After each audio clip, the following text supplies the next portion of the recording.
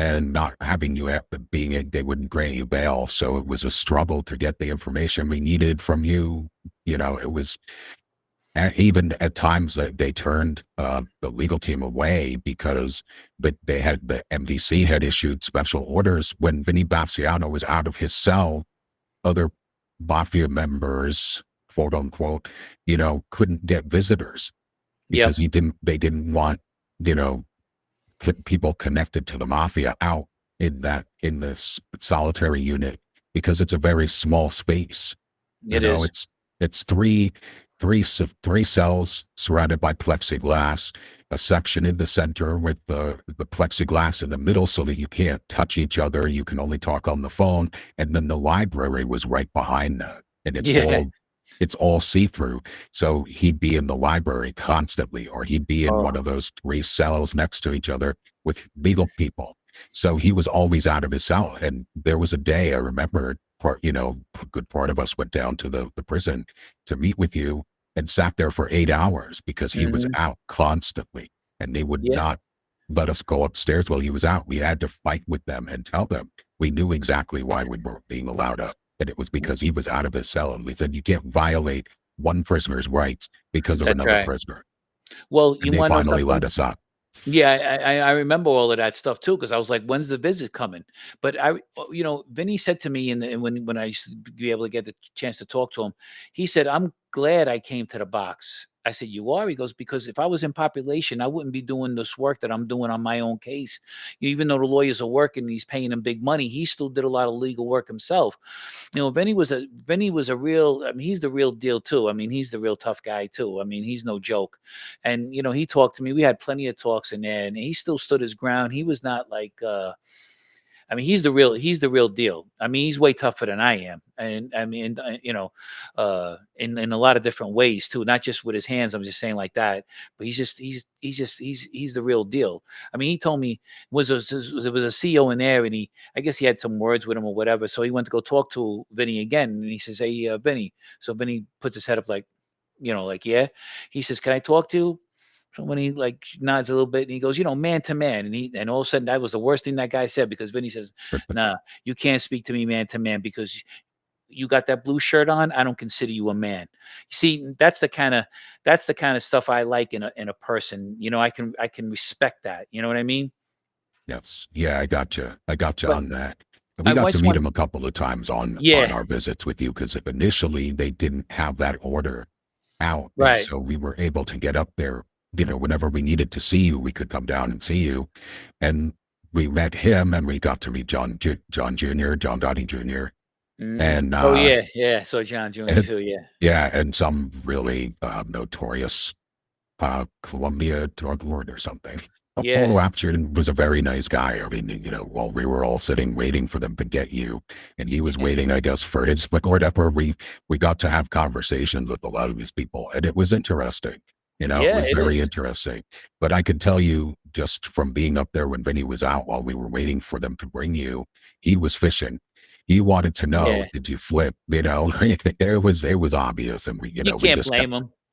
No, and we kept the conversation very light and cordial, but we did not obviously want to share any of that information to confirm it. It was confirmed at your trial. That was the defense enough. they did. Yeah, they didn't expect, the FBI never expected you to do that. They thought they had you on the ropes, and that you would try to keep your identity hidden and go to court and, sit up there, and they didn't even think you were going to testify. Well, I didn't mean to cut you off, but didn't the prison violate their own rules with me being in the box too? That's how I was able to get out? Yeah, we don't know what happened to the paper, but there was an order issued by the FBI to the Bureau of Prisons to keep you in the box. See that? Because you would not give up Tony Polero. They just wanted, and they wanted somebody, they wanted a conviction so bad on that, and they didn't get it.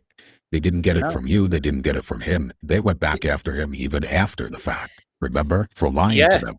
And I remember that I remember he set up that meeting with your then fiance to beg her to talk to you, to tell you to lie. And I remember telling her, like, he doesn't need to lie. You Mm-hmm. know, his truth is what's going to get them out. And I Well, know that God, good. I'm um, sorry. well, I'm sorry, Ed was trying to throw you under the bus. I mean, he Yep. was testifying against, he was arguing against you in court. It was horrible. That's How'd why he I do didn't that? like Ed McDonald. Yeah, he was. Yeah, Well, I look. he's a Yeah, dirtbag. he was sticking up for his client, and but Jose said, "Don't even worry about that." I remember that. He says he can't, because listen, his client Tony didn't even get the thing to go up on a stand. But if you remember correctly, what did they tell me? Just testify against Tony. You'll walk right out right now. Yeah, And I but was you in the wouldn't do it. box. If you were sick. I remember you were so sick. Yes, yes. The judge should do whatever for them to take you to the hospital. I remember they took you there, walked you into the ER, walked you back out, and brought you Yep. back to the prison. But Just a they never certain. Yeah. even just to say that they took you to the hospital Yep. because I remember Jose and I were firing off letters to the judge constantly about that because it was a violation of her orders. And she Yes. just kind of, she didn't even know that you were sick. So that was a big thing too. So when you had Roy as an attorney, that was when you were sick. And I remember your fiance reached out to me and said, I didn't even know he was sick. He never mentioned it to me, but they had Yeah. already cut you open. That was the first time they took you into some kind of a utility closet on Hmm. on the show and cut Yeah. you open without anesthesia. They gave you some kind of a stick to bite down on Yeah. One and of those cut pop you, sticks. Hmm. yeah, and cut you open to take out, the masses that were forming from the staph infection. Hmm. And Well, you were I went standing from. in court and you had stitches. You were standing in Yes, court with stitches in your groin where they that's took right. that first mass out. And your fiance didn't find out until after, and she was furious and on the phone with us constantly. Like, we need to get the judge aware of this. And the next week or two, they called a wellness hearing. They wanted to know what condition you were in, and you still wouldn't admit to it in court. You were like, I'm fine, I'm fine, Yeah. because you were afraid of the repercussions going back to the prison. I remember that. Well, You were you see afraid what of they what they did. would do to you. You see what they did with when they killed Jeffrey Epstein. Yeah, well, Okay, they we got away all with that, know. didn't they? Anybody So who's ever been in MCC knows that that is not physically possible. that's right. What that he did not get you. If you've ever been into that prison, you know that it's not physical or any of the BOP prisons. Nope. There is And no way that he killed himself. It's and not. I was It's not. 200. I was 220 something pounds when I went into prison. I came home when I was when we won the trial. I was 173 pounds. Okay, and I was so think of me. I'm almost 6 foot tall. Think how I look like. I looked emaciated. Yeah. Forget Yep. about I it. remember. I remember. And as you went through the trial, your clothes were fitting more loosely. even the They were even the hanging day off. of your yeah, even the day of your acquittal. When we were standing there. I remember that your clothes were very baggy and you were Hmm. unshaven because you couldn't really shave well. Um, but Horrible. oh my gosh, what a mess that was! And honestly, just the all of it goes back to like Dean kind of felt somewhat responsible because he told you to cooperate when you were back and back with him on your Yeah. first bit. In order to, But yeah. yeah, but ultimately, um, the Well, truth that's actually prevailed. The truth prevailed, and it did. justice was done. And I remember you saying because I don't know if it was with one of the reporters or if it was I can't remember who you said it to, but somebody said to you, you won the case, and I remember you saying, "I won the case, but I lost my whole life." Yeah, that's right. I did. I couldn't do the things I used to do, couldn't go to places I wanted to go to, and they didn't care. Like I said, they offer you the witness protection program. Get the heck out of here. Something these people, I'm just happy that you came on today.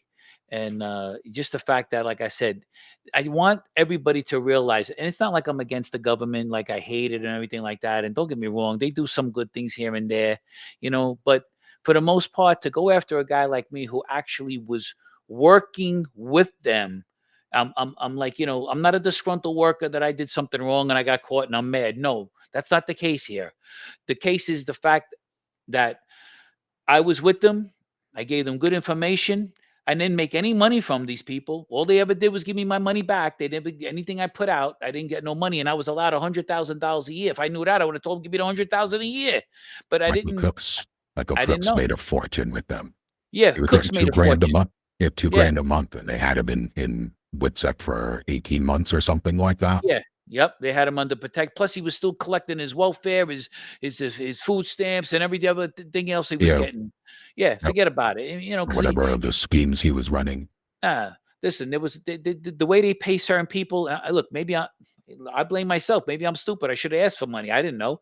I just didn't focus on it because it wasn't like a career move I was trying to make. I just wanted to know what happened with my father. So, but Yeah, that you was your know, whole goal. Your whole goal was not to and that's serve it. Joe Barone. It was to serve a purpose and, you know, get some again closure. The closure that you gave to other families, you still That's don't right. have.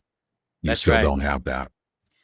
Do you want to add anything else before anything? I mean, I'm just want to, before we go, because I just wanted to make sure that, you got anything else out or whatever. There might be things I forgot about the case too, but we could maybe have you back on again if that's okay. If you do remember anything else, that's fine. Yeah, if there's anything else you want to discuss around this, I can Okay. definitely make some time on my schedule. Just let me Oh, know in advance and we'll work it out.